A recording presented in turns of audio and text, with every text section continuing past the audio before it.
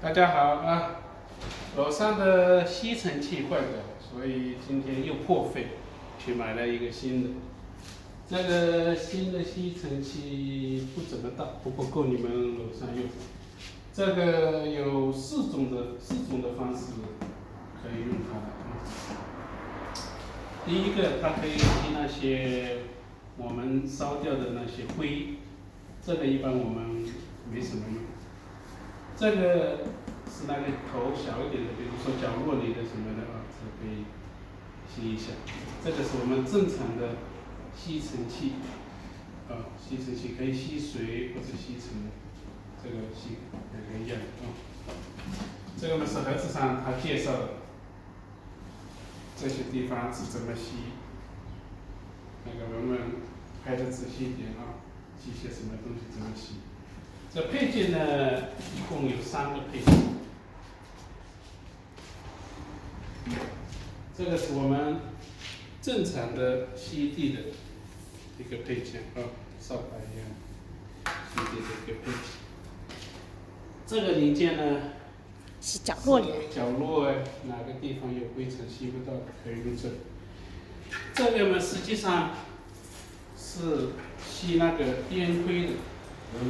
不过一般我们没用得到，所以呢，这个我们就放在盒子里，一般也没什么。我把这个盒子也放楼上，这个一般是没有用的。这个是我们烧烤以后说不定用几下就。然后我们介绍一下这个机子是怎么用的。这个机子正常呢就是这样放上去放上去。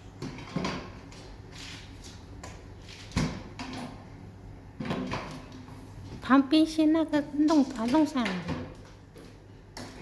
这样就是机器的正常盖子盖上。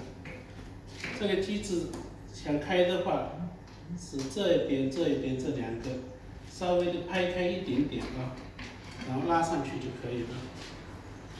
这里呢没有带子啊，没有像其他的一些吸尘器一样没带子，它只是有这个。这个呢，大家看是怎么弄啊？我们吸尘一般吸了1天2天，这里会很脏的。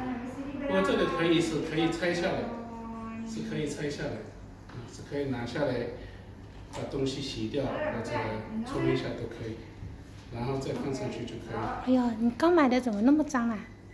刚才那个人定了试一下。这个呢是把这个扣住的，这扣住很简单，这里你有2个牙齿一样的。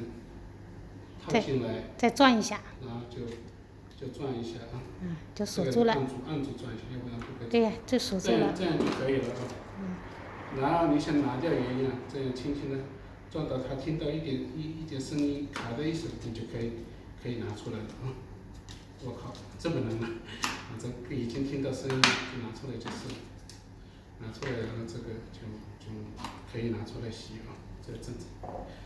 介绍一下，如果我们吸水，不过吸水的情况，吸水用不到啊，是很少的。吸水呢，我们会用到这个，等一下我就放在盒子，也是这样套上去。吸水用不到。套上去，然后这个跟那个一样的原理扣就可以了。不过吸水的情况我们应该很少。不过这配件我们也一样，放到盒子里。这个盒子会放到楼上的那个门的后面，谁需要谁可以拿这个配件，然后安装上去就可以用了。现在我们把这个给弄好。哇，这么多灰尘！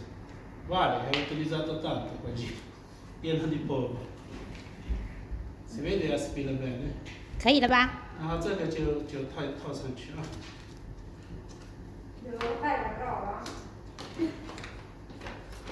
这个就直接用力压下去就可以了。压好压一点的这个拍一下，